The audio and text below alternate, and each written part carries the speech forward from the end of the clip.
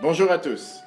Paracha de cette semaine, la paracha Ki Tisa, nous parle de cet épisode difficile dans lequel Moïse redescend après 40 jours avoir été dans le ciel pour recevoir les louchot, les tables de la loi.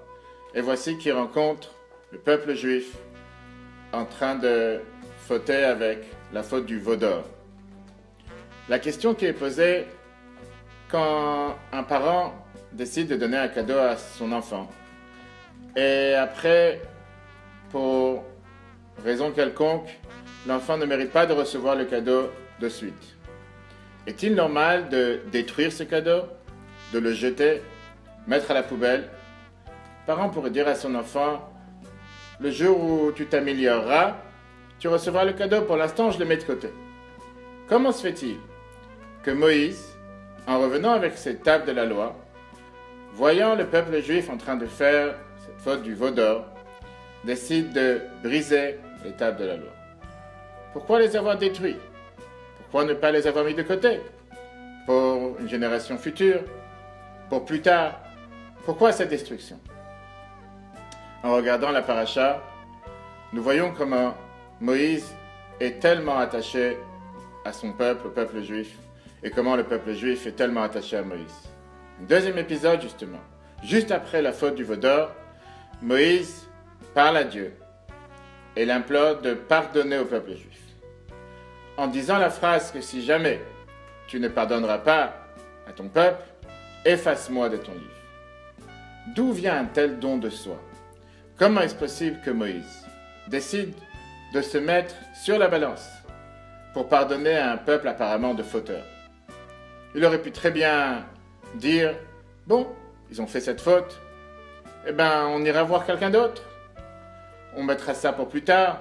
Pourquoi se mettre sur la balance à tel point de dire à Dieu: ou tu leur pardonnes, ou tu m'effaces de mon livre? Le rabbi nous explique que ces deux sujets sont réellement liés l'un à l'autre. Moïse était quelqu'un qui était tellement connecté, tellement dévoué pour son peuple, que d'un côté, il ne voulait pas les engager avec la Torah, voyant la faute qu'ils ont fait avec cette faute du veau d'or. Et donc, il s'est dit: pas besoin de le mettre de côté.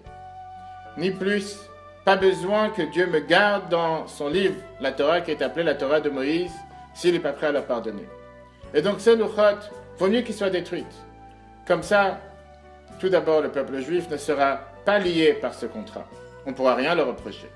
Mais plus que ça, si Dieu ne décide de ne pas leur pardonner, à ce moment-là, je n'ai aucun lien avec ce livre.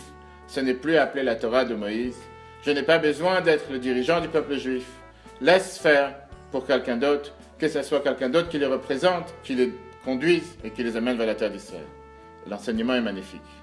Combien de fois nous avons un proche, un ami, qui parfois nous paraît à nos yeux qu'il a fait une faute, qui ne s'est pas conduit comme il faudrait.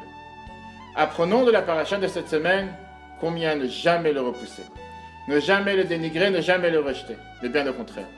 Comme on voit justement dans la paracha que juste après, Dieu accorde le deuxième louchot, le deuxième table à Moïse, et effectivement pardonne à son peuple.